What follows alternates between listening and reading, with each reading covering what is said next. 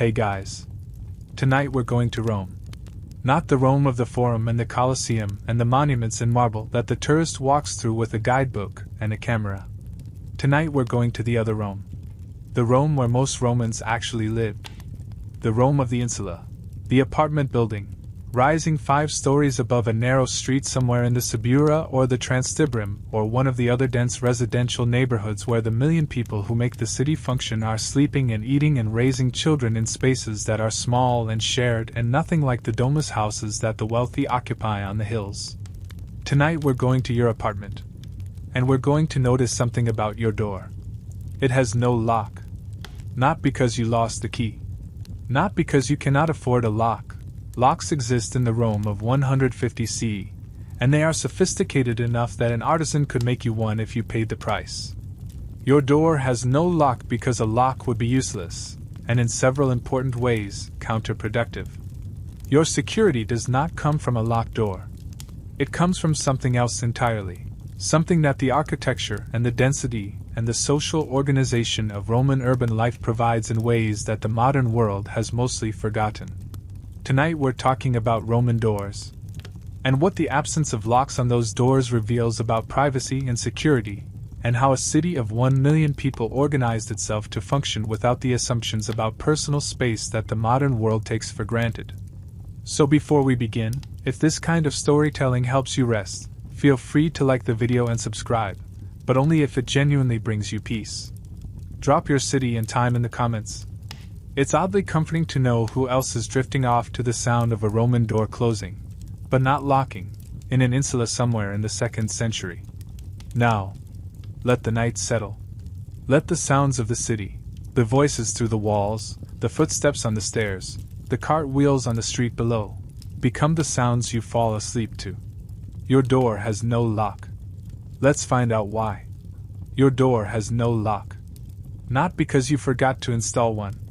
Not because you cannot afford one, though the cost would not be negligible, and you are not wealthy. Not because locks do not exist. Roman lock technology in the 2nd century CE is sophisticated, far more sophisticated than most modern people realize when they picture the ancient world operating with primitive tools and primitive systems. Your door has no lock because a lock would serve no purpose that the architecture of your life has not already addressed in other ways, and would create problems that the lock's security value would not offset. You live in an insula. The word means island, and the name captures something true about what these buildings are: islands of vertical living in the dense urban fabric of Rome, rising 4 or 5 stories above the street, sometimes 6 in the buildings where the construction is ambitious and the landlord is optimistic about the structural integrity of Roman concrete. Your building is 5 stories. You live on the 3rd floor, which means you are above the street noise and the street smell and the ground floor shops whose activity begins before dawn. But you are below the top floors where the rent is cheapest because the stairs are longest and the water has to be carried the farthest and the fire risk is highest because fire rises. The building contains approximately 30 apartments distributed across the 5 floors, housing approximately 150 people in total: families, workers, freedmen, the occasional slave whose owner has allowed them to rent a room. The ground floor has shops that open to the street: a baker, a fuller, a wine shop, a small shrine to the household gods. The upper floors are residential. Your apartment is 1 room, approximately 40 square meters, with a small window that faces the street and allows light and air and noise and smell to enter in quantities that you have learned to accept as the conditions of urban living. The door to your apartment is wooden, heavy enough to provide some acoustic separation from the hallway and the neighboring apartments, though the separation is not complete, and you can hear your neighbors through the walls when they argue or celebrate or do any of the things that people do in 40 square meters of private space that is private only by convention rather than by acoustic isolation. The door has a handle, a simple wooden or iron mechanism that allows it to be pulled open and pushed closed. It has hinges that are adequate to the door's weight, though not exceptional, because this is rental property and the landlord is in the profit maximization business rather than the quality construction business. The door does not have a lock. When you leave the apartment in the morning to go to your work, you are a scribe, copying documents in a taberna near the Forum, which pays adequately and which you have been doing long enough that the work is familiar and the income is stable, you close the door behind you. You do not lock it because there is no lock to operate. You simply pull the door closed until it rests against the frame and the latch catches, holding it shut against the casual push but not against the determined push, and you descend the stairs and exit the building and walk to work. When you return in the evening, the door is as you left it. Closed. Not locked. You open it and enter. Your possessions, the furniture, the kitchen equipment, the clothing, the small household shrine, are as you left them. Nothing has been disturbed. This is normal. This is how it works. The historical grounding here requires understanding what Roman locks were, because the sophistication of Roman lock technology makes the absence of locks in apartments more rather than less significant. Romans had warded locks, metal mechanisms with wards that prevented the lock from opening unless the correct key with the corresponding cuts was used. They had tumbler locks, pin tumbler mechanisms that are essentially the same as modern pin tumbler locks in their operating principle. They had key-operated systems of considerable complexity. These locks appear in the archaeological record. They have been found at Pompeii, at Herculaneum, at Ostia. But they have been found in specific contexts. They are on strongboxes. They are on the doors of ground-floor shops where valuable inventory is stored. They are on the exterior doors of wealthy domus houses. They are not on insula apartment doors, or at least they are vanishingly rare in that context. This distribution is information. It tells you that Romans used locks when the security model called for locks. It tells you that insula apartments operated on a different security model, one where the lock was not necessary and possibly not useful. The fringe detail is what happens when archaeologists do find locks in domestic contexts. The locks are almost always associated with specific kinds of valuables, jewelry, coins, important documents, rather than with the door to the living space itself. Romans locked containers, not rooms. They locked the things that needed to be secured, not the space in which those things resided when those things were not there. This is a conceptually different approach to security than the modern locked door represents. The modern locked door secures the space and everything in it. The Roman lock secured the object, and the space was secured by other means. The debate about why Roman apartment doors typically had no locks divides along two basic positions. The first position is that locks were simply too expensive for ordinary Romans, and the absence of locks reflects poverty rather than a coherent security strategy. The second position is that Roman urban security operated on principles that made the locked door unnecessary, and that the absence of locks reflects a different, and arguably more sophisticated understanding of how security works in density. The evidence supports the second position more than the first. Locks were not prohibitively expensive. They appear in enough archaeological contexts to suggest that they were available to a broader market than just the extremely wealthy. But they were rarely used on apartment doors even in better insulae where the residents were clearly not impoverished. The absence of locks was a pattern, not an exception. The door closes. It does not lock. This is not a vulnerability you are accepting. This is how security works in a city of 1 million people living in density that makes privacy and security function differently than the locked door assumes. 150 people live in your building. You know most of their faces. You know some of their names. You know the carpenter on the second floor whose workshop produces noise that travels up through your floor from early morning until the light fails. You know the family on the fourth floor with 3 children whose running footsteps you hear above you in the evenings. You know the woman who lives directly below you and whose cooking smells rise through the floorboards in the late afternoon when she is preparing the evening meal. They know you in the same way. They know when you are home and when you are not. They know your schedule well enough to notice when it varies. They know what sounds you make and what sounds you do not make, and the normal sonic signature of your apartment is familiar to them in the specific way that becomes familiar when walls are thin and proximity is continuous. This is density. Not the abstract concept of population per square kilometer that modern city planning measures. The lived experience of density, which is that you are rarely alone and never unobserved for long, and the boundary between your private life and the collective life of the building is permeable in ways that the architecture enforces regardless of your preference. Your building occupies a footprint of approximately 300 square meters. It rises 5 stories. The total floor area is approximately 1,500 square meters, housing 150 people, which produces a density of 10 people per 100 square meters, which does not sound extraordinary until you realize that this is interior residential space and the 150 people are in that space for significant portions of every day. The Roman city at its peak density, and Rome in the 2nd century CE is at something close to peak density, achieves population concentrations that modern cities rarely match except in the most compressed urban cores. The estimates for the densest Roman neighborhoods are 200 to 300 people per acre, which is higher than modern Manhattan, higher than modern Tokyo in its densest wards, comparable to the densest contemporary cities in South Asia. This density has consequences. One of the consequences is that privacy, as modern Western culture understands it, the ability to be alone in a space where your activities are not observable by others, is not architecturally possible in an insula. The walls are too thin. The floors are too thin. The apartments are too close together. The stairwells and the hallways are shared spaces where encounter is continuous. The density creates a different kind of privacy, which is the social agreement about what the observation means and what it permits. You hear your neighbors. They hear you.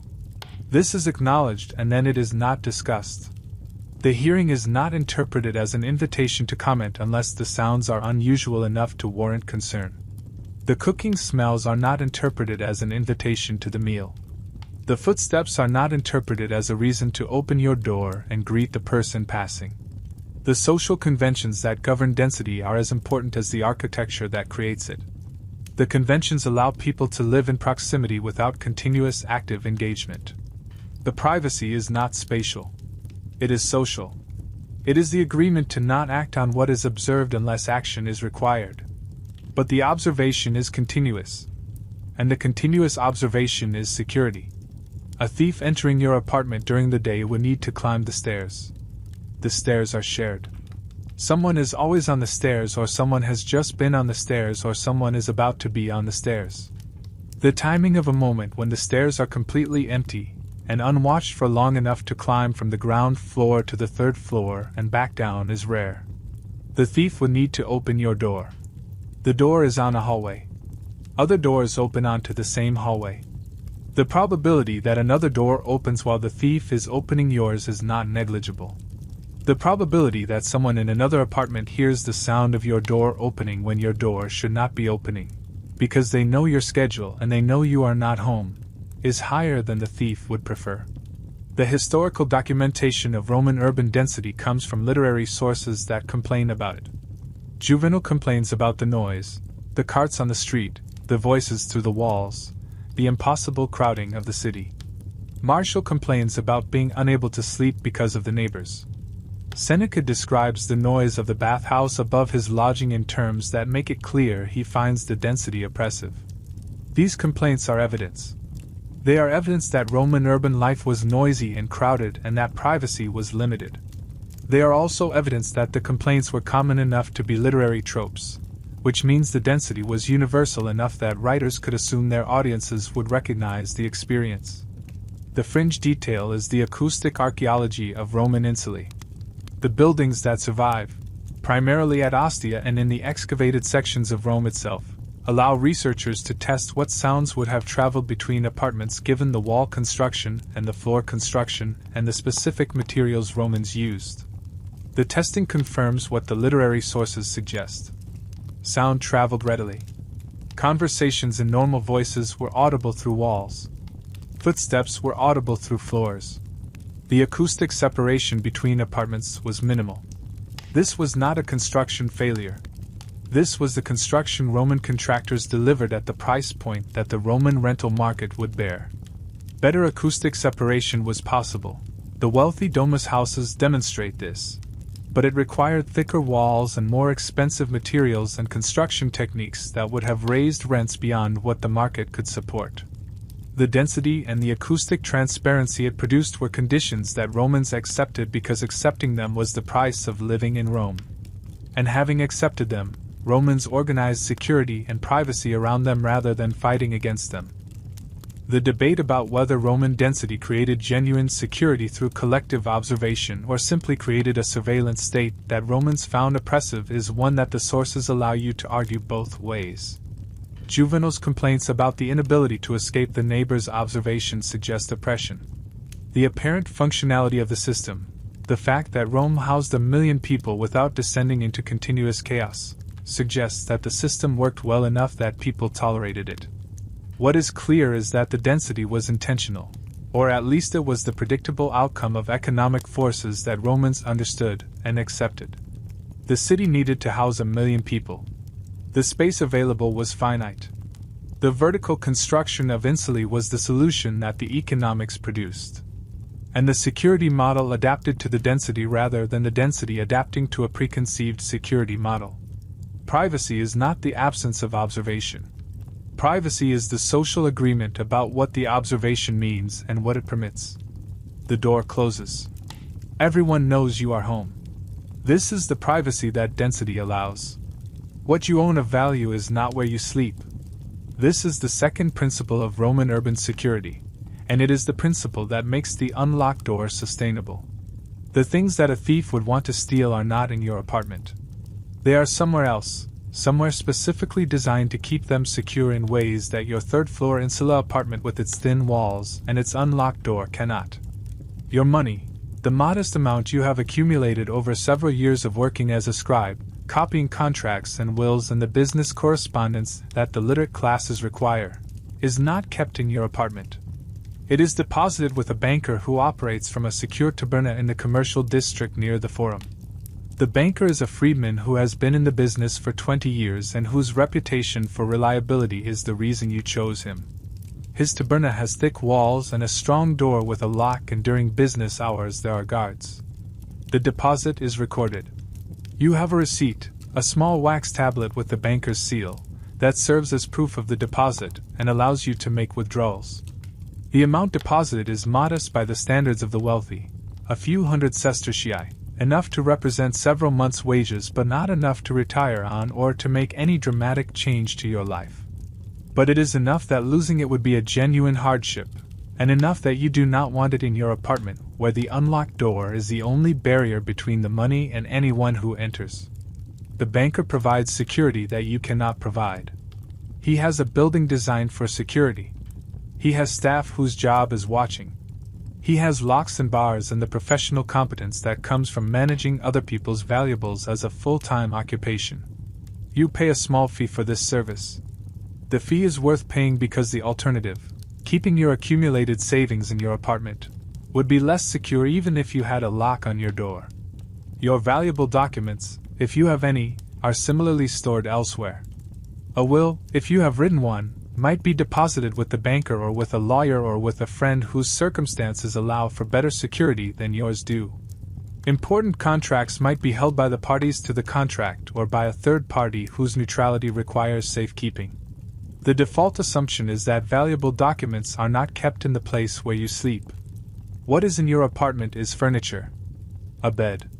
A table. A few stools. Some storage chests for clothing and kitchen equipment. An oil lamp. The household shrine with its small images of the gods. These things have value, but the value is relative to the difficulty of stealing them, and the risk of being caught stealing them. A thief who wanted your table would need to carry it down 3 flights of stairs and out onto the street in daylight, in a building where 150 people know what your table looks like and would notice it being carried by someone who is not you. The risk of being seen is high. The value of a used table relative to that risk is not sufficient to make the attempt worthwhile for a rational thief. Your clothing has more value per unit of weight than your furniture, but clothing is marked by wear and by the specific repairs and modifications that you have made to it over time. A thief attempting to sell your clothing would be selling identifiable items in a city where the network of people who know each other and recognize each other's possessions is dense and functional. The clothing has value, but the risk of being identified through the clothing is real. The historical evidence for Roman banking and deposit taking comes from literary sources and from the legal texts that reference banking as a normal part of commercial life. The Digest, the compilation of Roman legal opinions, contains extensive sections on banking practices, deposit agreements, and the liabilities of bankers who lose or misappropriate deposited funds. The existence of this legal framework indicates that banking was widespread enough to require regulatory attention. Pliny the Younger's letters reference banking services casually, in the way that indicates they were an unremarkable part of daily life for people of his class and for people below his class who had anything worth depositing. The amounts deposited ranged from the modest savings of workers like you to the substantial fortunes of the wealthy who used bankers as investment managers and financial intermediaries. The fringe detail is the safe deposit box service that some Roman bankers offered. The banker would accept sealed containers, small boxes or bags, from clients, and store them in the secure area of the taberna without opening them or knowing their contents. The client could retrieve the container by presenting the receipt or by providing identification that the banker recognized. This service appears in legal sources as a standard offering rather than an exceptional one. The containers stored this way sometimes contained valuables that the owner wanted to keep secret even from the banker. Jewelry, coins, documents that the owner did not want anyone to see. The sealed container provided privacy within security. The banker secured the container without knowing what was being secured. The debate about whether Roman banking was genuinely more secure than home storage or whether it was a wealth extraction mechanism that benefited bankers at the expense of depositors is one that the sources do not conclusively resolve. Banking failures occurred. Bankers occasionally absconded with deposits. The legal framework for pursuing bankers who violated their obligations existed because violations occurred often enough to require legal remedies. But the system persisted and expanded, which suggests that on balance it worked well enough that people continued to use it. The professional security that bankers provided was, for most depositors, better than the amateur security they could provide themselves. The professional protection of valuables by people whose profession is protection is more efficient than the amateur protection of valuables by people whose profession is living. You pay the banker a fee. The banker keeps your money safer than your unlocked door would. This is rational distribution of security labor. The woman who lives below you knows when you are home and when you are not. Not because she is watching you specifically. Not because she has made it her business to track your movements. Because she lives below you and your footsteps are audible through her ceiling and your door opening and closing is audible from her apartment, and the pattern of your daily life is written in sound in ways that she cannot help but hear. She knows you leave in the morning after dawn, after you have eaten breakfast and organized yourself for the day.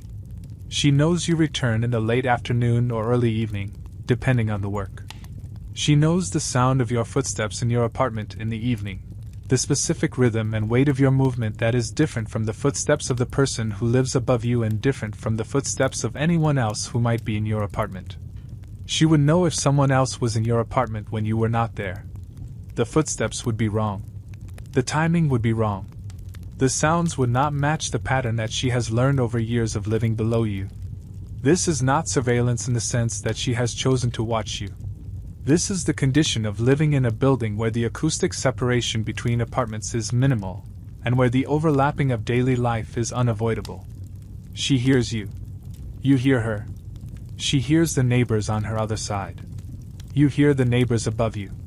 The building is a continuous field of observation where everyone is observing everyone without necessarily intending to and certainly without formalizing the observation as a duty or a responsibility. But the observation provides security. A thief in your apartment during the day would produce sounds. Footsteps that are not your footsteps. The sound of furniture being moved. The sound of objects being handled and examined and possibly broken in the process of determining what is worth taking. These sounds would be wrong. They would not match the expected pattern. The woman below you would hear them and would know that something was happening in your apartment that should not be happening. What she would do with that knowledge is a question that the social system answers. She might come up to investigate. She might send someone else to investigate. She might mention it to other neighbors. She might do nothing immediately but remember it for later when you return and discover that something is wrong. The key point is that the observation is mutual and continuous, and that everyone in the building knows that everyone else is observing. The thief who enters your apartment knows that the sounds they make will be heard. The risk of being heard is not hypothetical. It is certain. The question is only whether being heard will produce a response before the thief can complete the theft and leave. The historical evidence for Roman neighbors as observers and as witnesses comes from legal sources. The digest contains numerous cases where neighbors provided testimony about the activities and movements of residents. The legal assumption was that neighbors knew each other's schedules, knew who visited whom, knew when unusual events occurred, and could provide reliable testimony about these matters. This was not special knowledge that neighbors acquired through effort. This was ordinary knowledge that proximity produced. A neighbor testifying that a person was or was not home at a specific time was considered a credible witness because the thin walls and the shared stairs made such knowledge unavoidable. The fringe detail is the distributed childcare that the neighbor observation system enabled. Children in Roman Italy played in the building's common areas, the hallways, the stairs, sometimes the courtyard if the building had one. The assumption was that any adult present in these common areas had some responsibility for the basic safety of children who were present, regardless of whether those children belonged to them. This appears in legal sources not as an exceptional practice requiring special explanation but as an assumed responsibility that neighbors had for each other's children. The observation that the adults provided was not intrusive oversight. It was the casual watching that prevented a child from falling down the stairs or wandering into dangerous situations. This distributed childcare was a security feature. Children were rarely completely unsupervised even when their parents were absent or occupied with other work. The building itself provided a level of collective supervision that individual parents did not need to organize or request. It was simply the condition of living in density with thin walls and shared spaces. The debate about whether the Roman neighbor observation system represented genuine social cohesion or unwanted intrusion is one that the sources allow you to argue from different perspectives. The literary complaints about noisy neighbors and the inability to escape observation suggest that many Romans found the density oppressive. The functionality of the system and the legal framework that assumed neighbor knowledge suggest that the observation was also valued as a source of security and social stability. What is clear is that the observation was not optional. The architecture enforced it. The social system adapted to it by developing conventions about what the observation meant and what it permitted. The neighbor who heard everything was expected to respond to unusual sounds that indicated distress or danger, and to ignore normal sounds that simply indicated daily life proceeding normally. The neighbor knows your schedule because the neighbor hears you leave and hears you return, and the walls are thin and the stairs are shared. This knowledge is mutual. What protects you is not that you are alone behind a locked door. What protects you is that you are known. A thief attempting your apartment would need to cross the street, enter the building, climb the stairs, open your door, and leave with your furniture. In daylight. When the street is full. This is the calculation that makes street-level security relevant to apartment-level security. The street is not a private space where the thief can operate unobserved.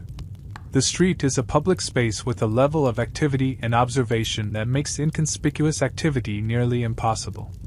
The street outside your insula is narrow, approximately 3 meters wide, which is typical for Roman residential streets, and which is wide enough for 2 laden carts to pass each other if the drivers are skilled and the loads are not excessive. During the day, the street is crowded with the activity that urban commerce and urban living generate. People walking to and from work. People shopping at the ground floor tabernae. Delivery workers bringing goods to the shops and the apartments.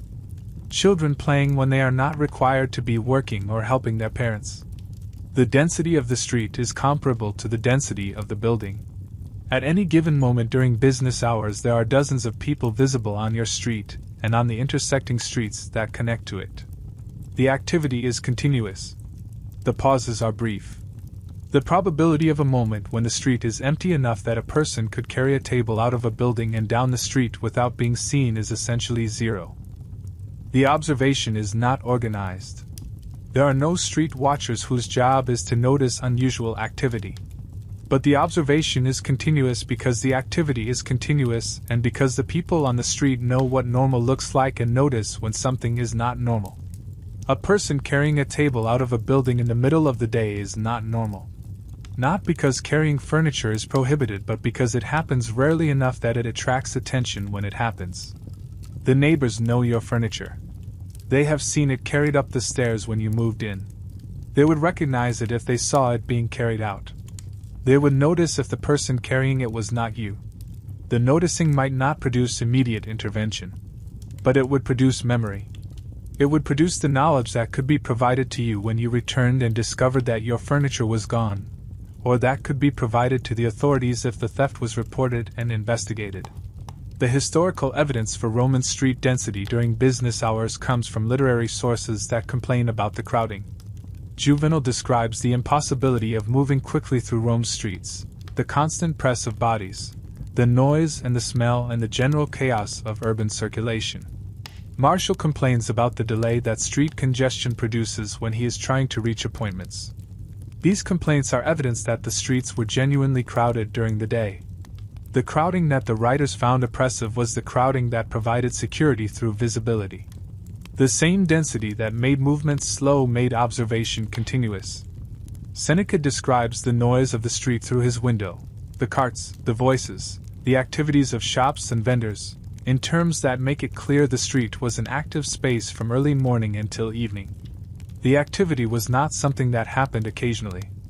It was the constant condition of urban streets in the commercial and residential neighborhoods where most Romans lived. The fringe detail is the specific Roman legal distinction between day theft and night theft. Roman law treated these as different crimes with different penalties, reflecting the understanding that theft in daylight was both less common and more serious because it required more audacity. Theft in daylight meant operating in conditions where observation was nearly guaranteed. The thief who attempted it was either desperate or bold, and either quality made them more dangerous than the opportunist who operated at night when observation was less certain. The legal distinction also reflects the practical reality that most theft occurred at night when the street was less populated and the risk of observation was lower. The daytime street provided security that the nighttime street did not. The locked door would not have changed this calculation. The locked door would not have prevented a thief who was willing to operate in daylight in view of the street. It would only have slowed them slightly. The debate about whether Roman street density created genuine public safety or simply displaced crime to times when the streets were less populated is one that the evidence supports both ways. Crime did occur in Roman cities. Theft was common enough that legal remedies existed.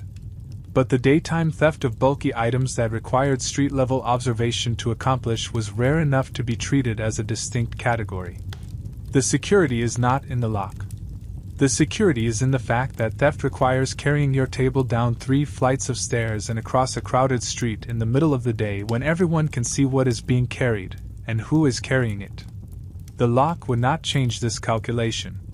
At night the door is still not locked. At night this is different. The night in Rome is not the day with darkness added. It is a different city operating by different rules with different risks and different security mechanisms. The street that was crowded during the day is emptier at night. Not empty. Rome never sleeps completely, the city is too large and too active for that, but emptier in ways that change the observation patterns that provide daytime security. The carts that are banned from the streets during daylight hours arrive at night to make deliveries. The noise they produce is the characteristic sound of the Roman night. The iron-shod wheels on stone pavement, the drivers shouting at each other and at the carts that block their passage, the general acoustic chaos of a distribution system that operates entirely after dark because daylight street access is reserved for pedestrian traffic. The streets have people on them, the cart drivers, the night workers, the people whose business or whose emergencies require them to be outside after dark. But the observation is different. The people on the night street are not the neighbors who know what your furniture looks like. They are strangers engaged in their own business with no particular reason to notice what anyone else is doing unless it directly affects them. The night is when theft becomes more viable. Not easy.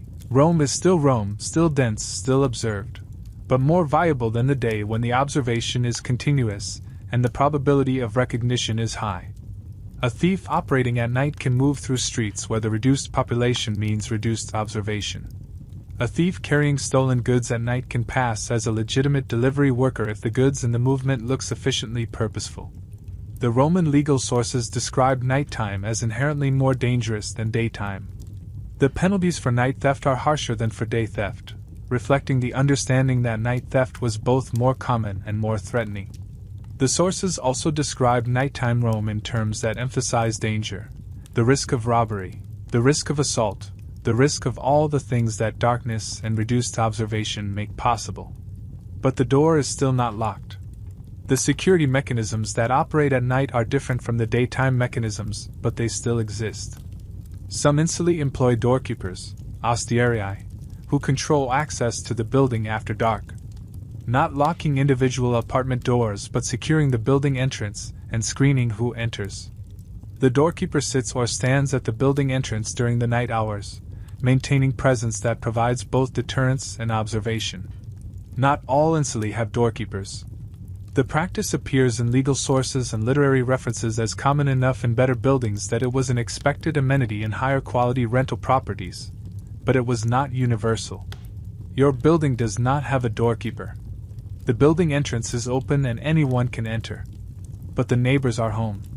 At night the building is fuller than it is during the day when many residents are away at work.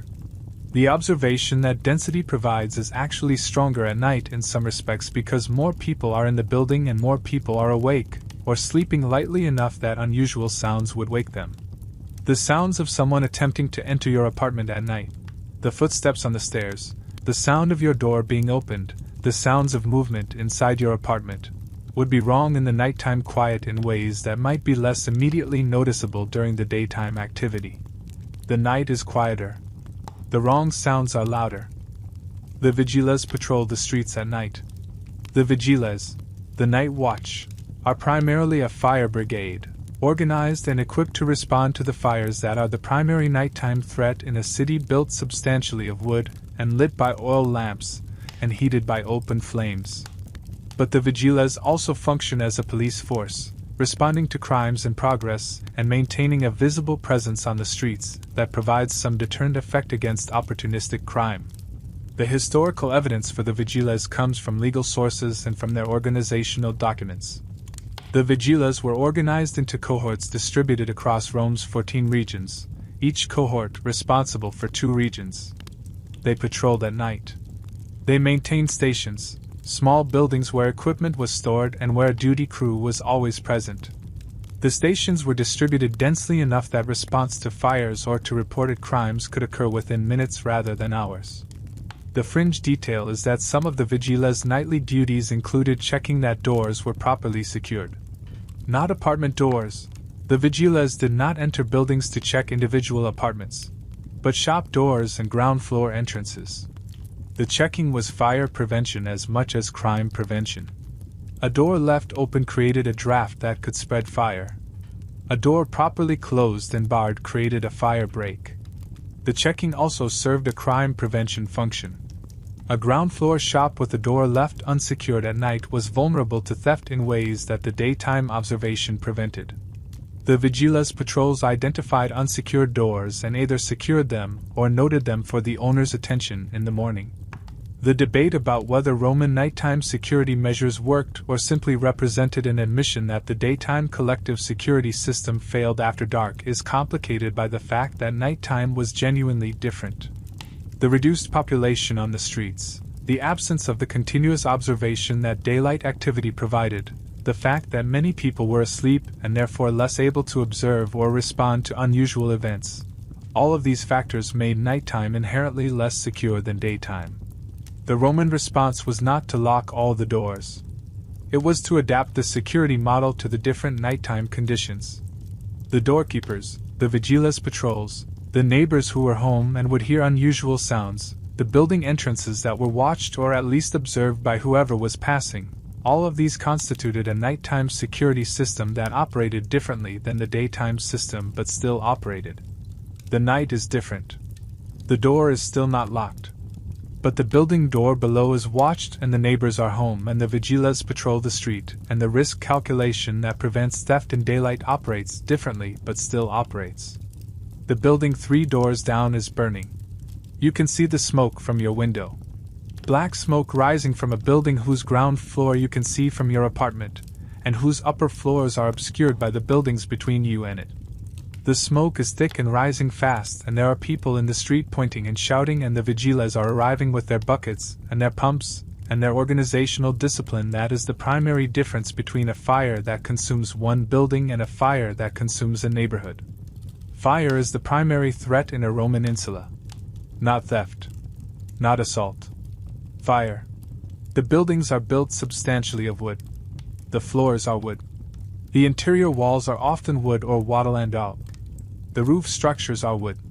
The beams that support the floors are wood. Roman concrete is used in foundations and in some exterior walls, but the majority of the structure that you live in is combustible. The lighting is oil lamps. Open flames.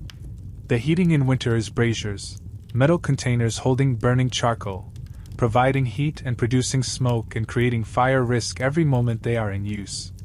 The cooking is done over fires, charcoal fires in small portable braziers or in small built-in hearths if the apartment is large enough and the building structure allows it. The density means that fire in one apartment can spread to the apartments around it before the fire is detected and before any response can be organized. The wooden floor that separates your apartment from the apartment below is a fire path.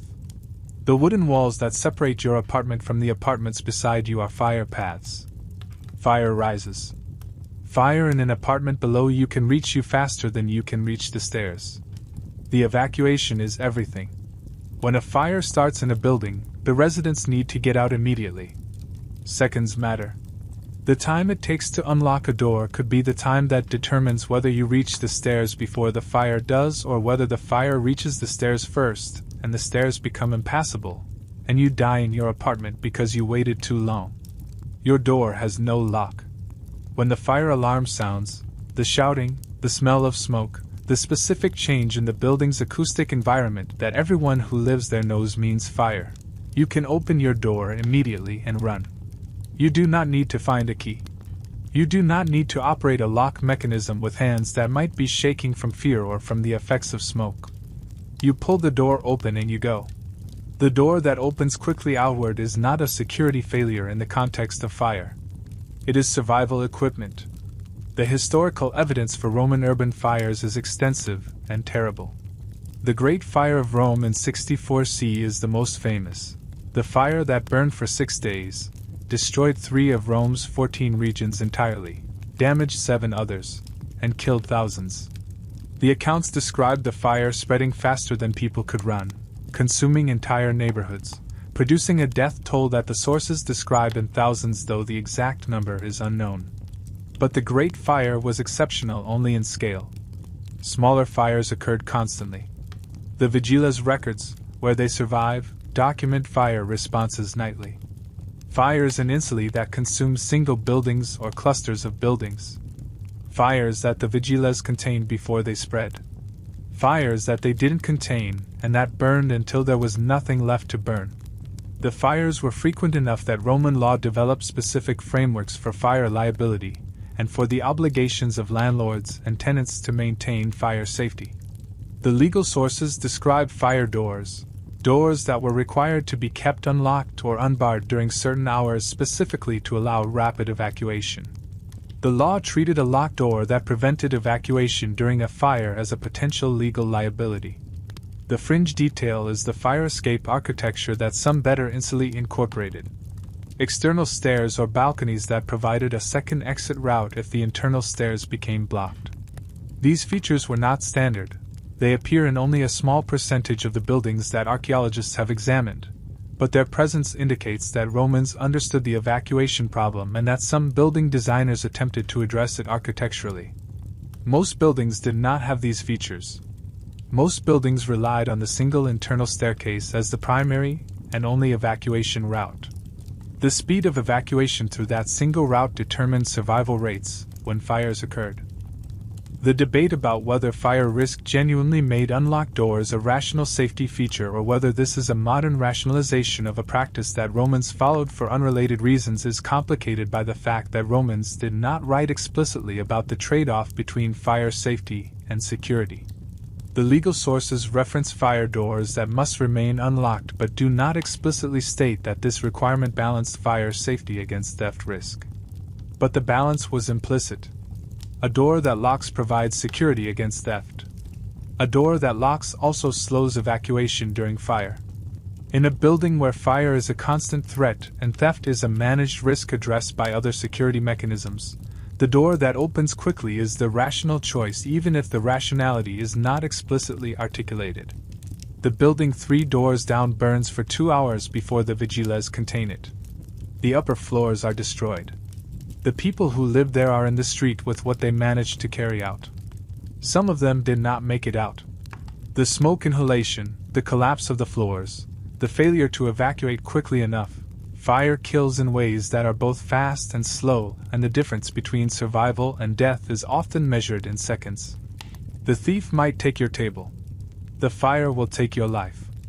The door that opens quickly outward is not a security failure. It is survival equipment. The Romans who built these buildings understood which risk mattered more. The dispute about the stolen cloak requires witnesses. Not your testimony about what happened.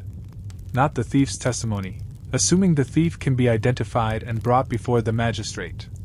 The witnesses who can provide independent verification of the facts that the dispute requires. Was the cloak in your possession? When did you last have it? When did you discover it missing? Who had access to your apartment during the relevant period? The neighbors provide these answers.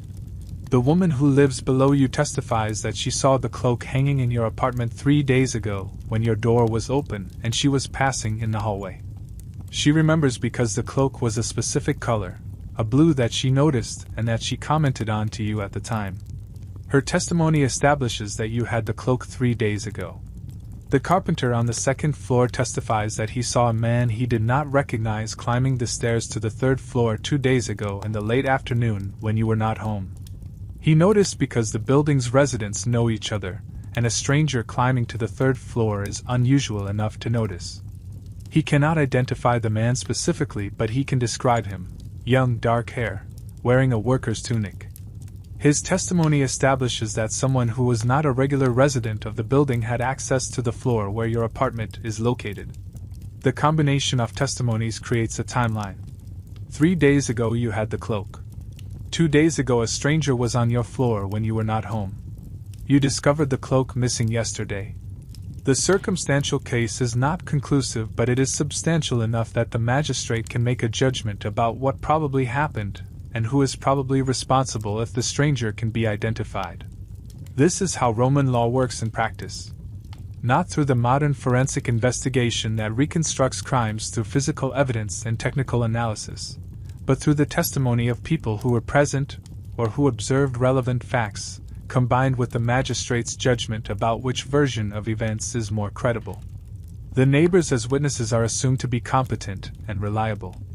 Not because they have special knowledge or special training, but because the architecture of the insula makes them unavoidably knowledgeable about the activities and movements of the people who live around them. The thin walls and the shared stairs and the acoustic transparency of the building mean that the neighbors know things about your daily life that you might not realize they know, and that you certainly have not told them explicitly. They know your schedule. They know who visits you. They know when unusual events occur. This knowledge is not gathered through deliberate surveillance. It is the automatic product of proximity. But it is knowledge that the legal system recognizes as valuable and that can be used in legal proceedings to establish facts that would otherwise be difficult to prove. The historical documentation of neighbor testimony in Roman law comes primarily from the Digest, the massive compilation of Roman legal opinions assembled in the 6th century but drawing on centuries of earlier legal practice. The Digest contains hundreds of references to neighbor testimony in various types of disputes: property disputes, debt collection, criminal matters, questions of timing and sequence that require witnesses who were present or who observed relevant facts. The legal assumption is that neighbors know. They know who lived where. They know when people moved in and moved out. They know what property was visible in apartments. They know when disputes occurred and what the disputes were about, and who was involved.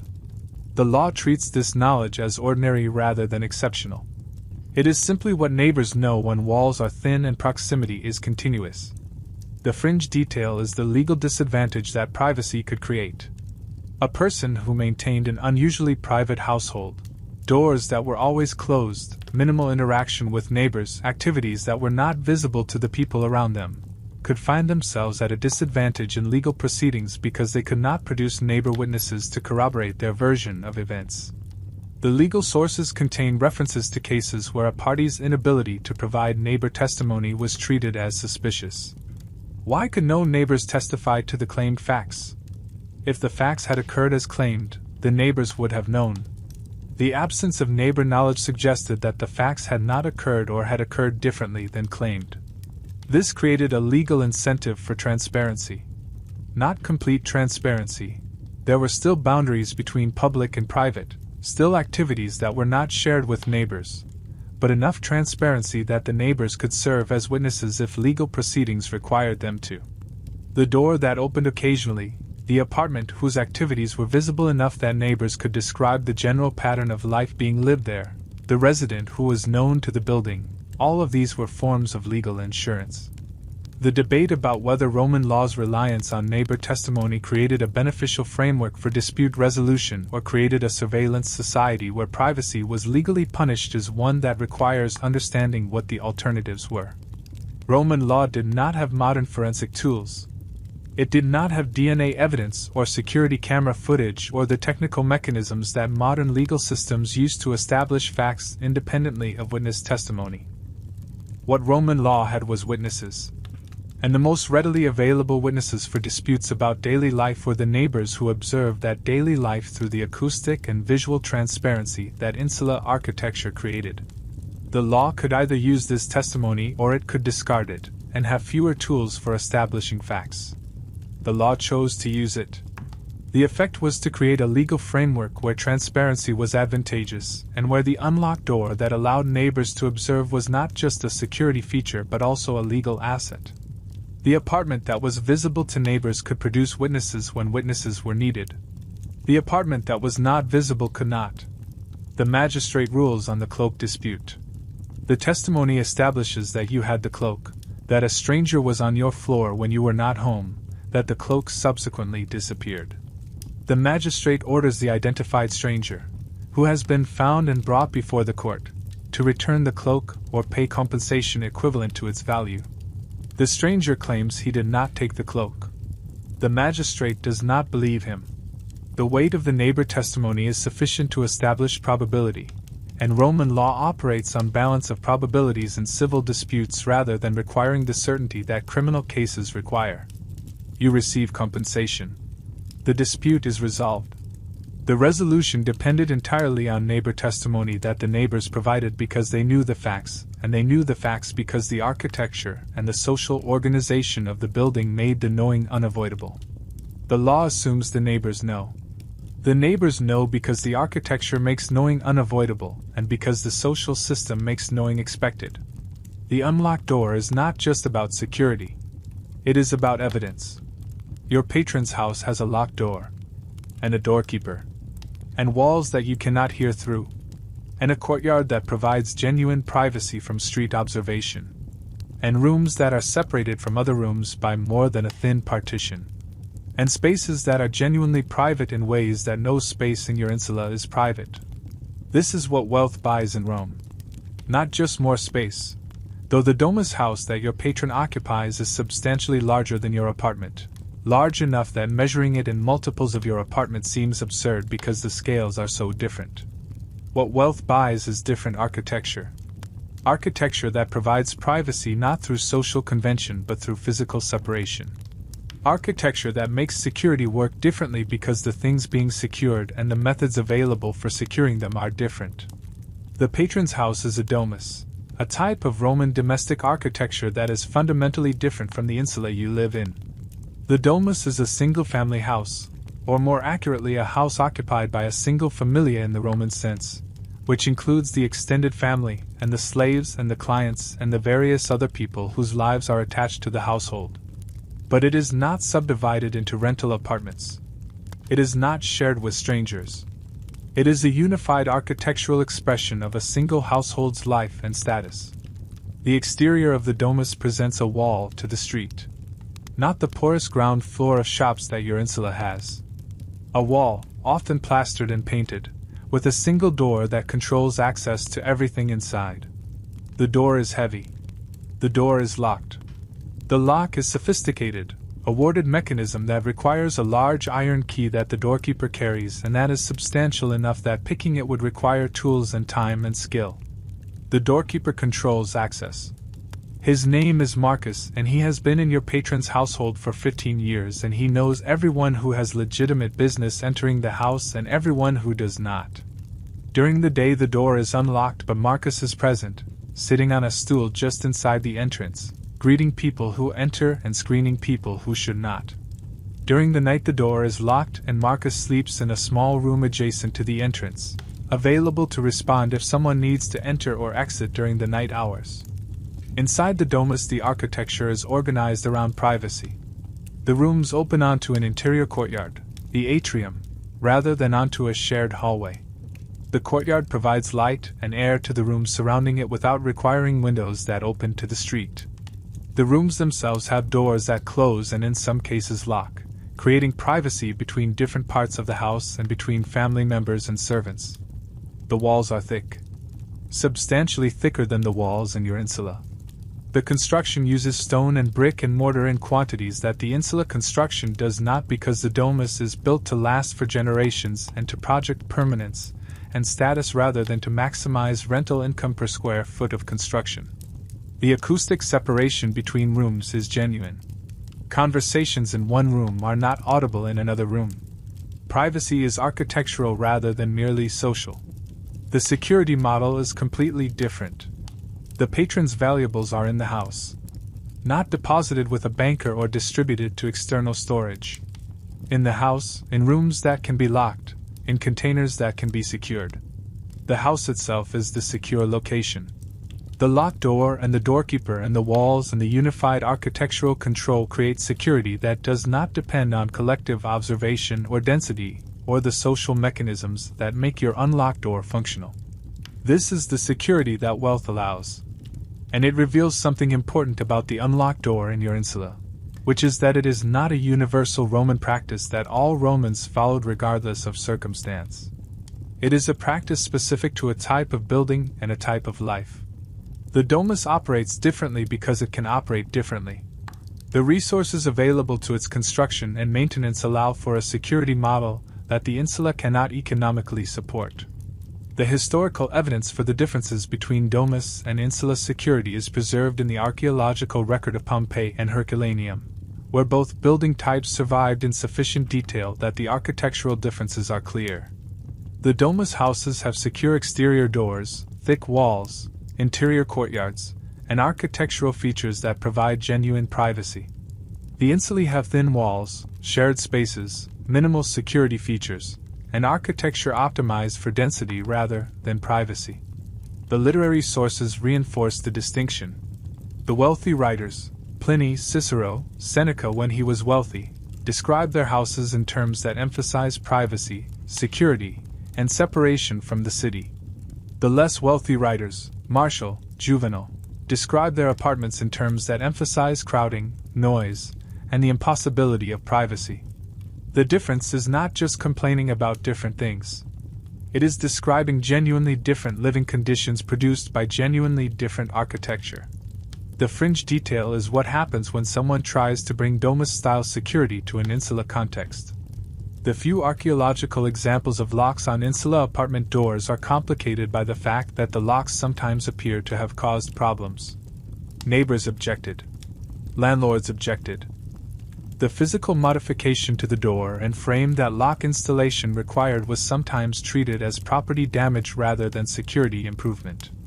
Some lease agreements from Roman Egypt, preserved on papyrus and providing detailed specifications for rental properties, explicitly prohibited tenants from installing locks on apartment doors without landlord permission. The prohibition suggests that locks on insula doors were unusual enough to be specifically addressed and potentially problematic enough to be specifically forbidden.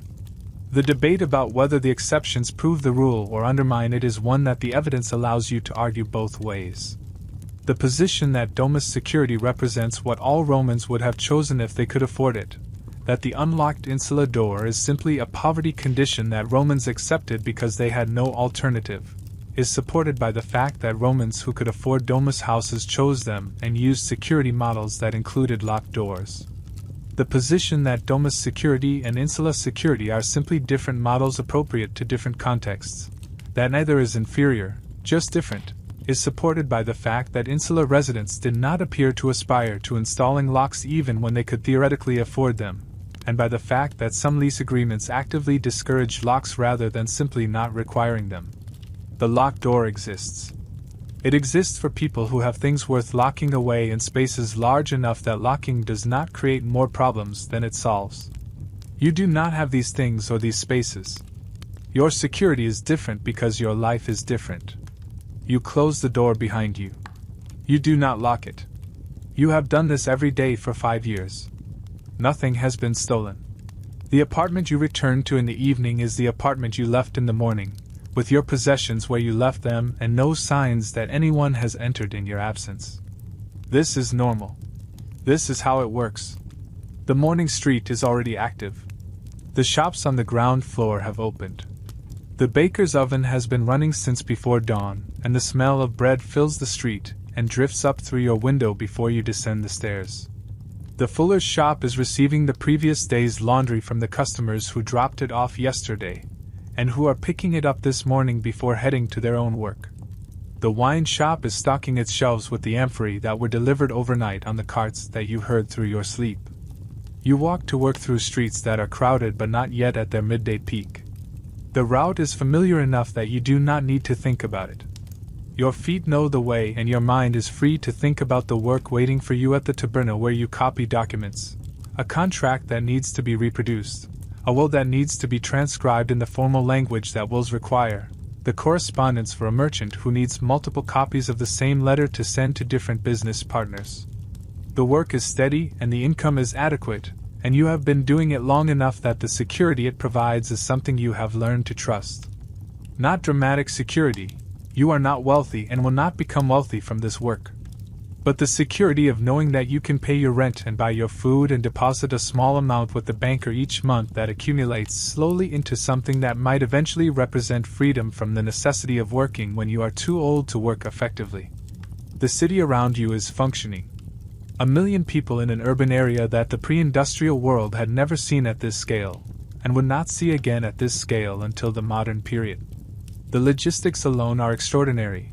The food that feeds 1 million people arriving daily from the countryside and from overseas, the water supplied by the aqueducts that bring millions of gallons daily from sources many miles away, the waste removed by the sewers that flow into the Tiber, the economic circulation that allows all of this to function. The insulae are part of that system. They are the housing solution that density requires. They are not perfect. They burn. They collapse occasionally when the construction is inadequate or when the maintenance is neglected. They provide living conditions that many residents find oppressive. But they work.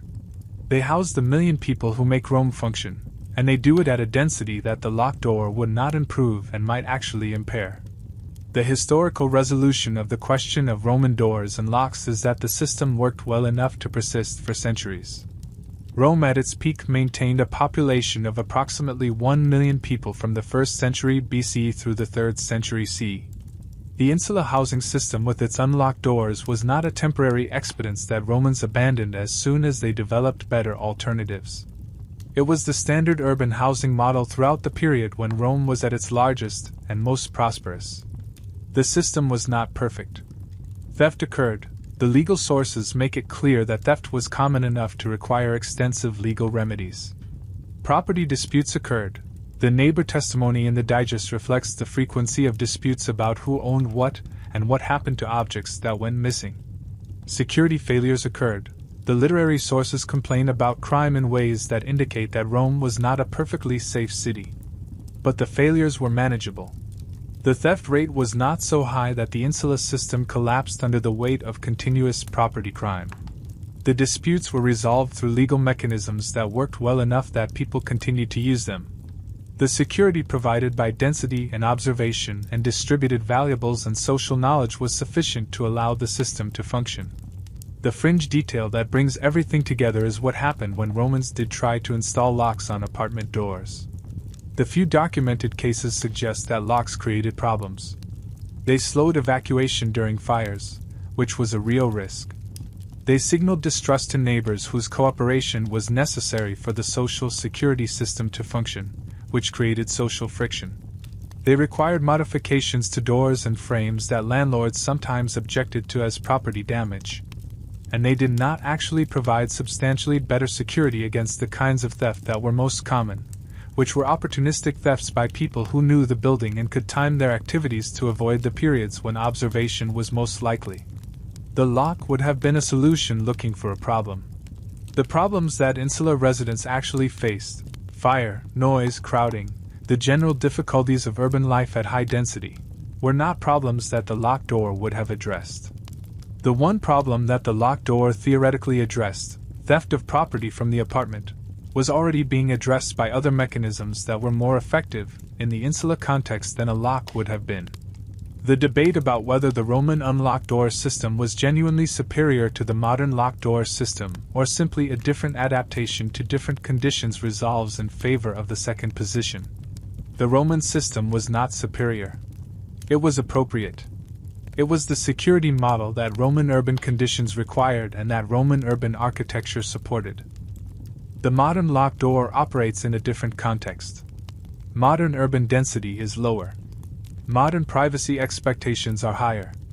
Modern security technology allows for locks that are harder to defeat and for alarm systems that provide observation when density does not.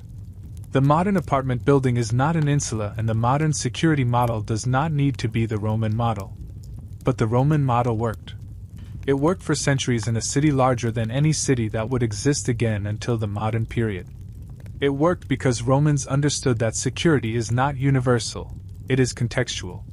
The security you need and the security you can achieve depend on where you live, and how you live, and what you are trying to protect, and what resources you have available for protecting it. The locked door is one solution. The unlocked door in a dense observed building with distributed valuables and social knowledge and legal frameworks that assume neighbor testimony is another solution. Neither is primitive. Neither is advanced. They are different responses to different conditions. You close the door behind you. You do not lock it. You have done this every day for 5 years. Nothing has been stolen. The security is not in the lock that you do not have.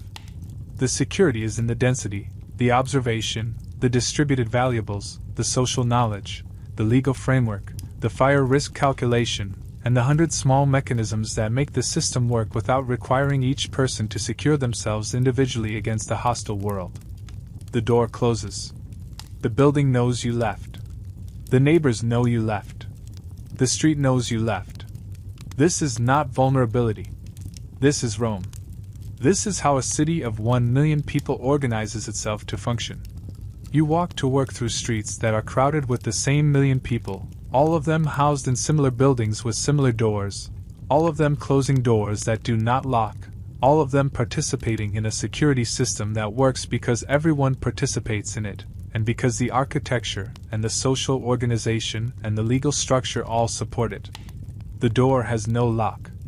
This is not because Romans did not understand security. This is because Romans understood a different kind of security than the locked door provides. The density, the visibility, the distributed valuables, the social knowledge, the legal framework, the fire risk, all of it points toward a security model where the unlocked door is not a vulnerability but a feature. This is sufficient. This is Rome. Thanks for drifting off with us tonight. If this helped you rest, hit subscribe.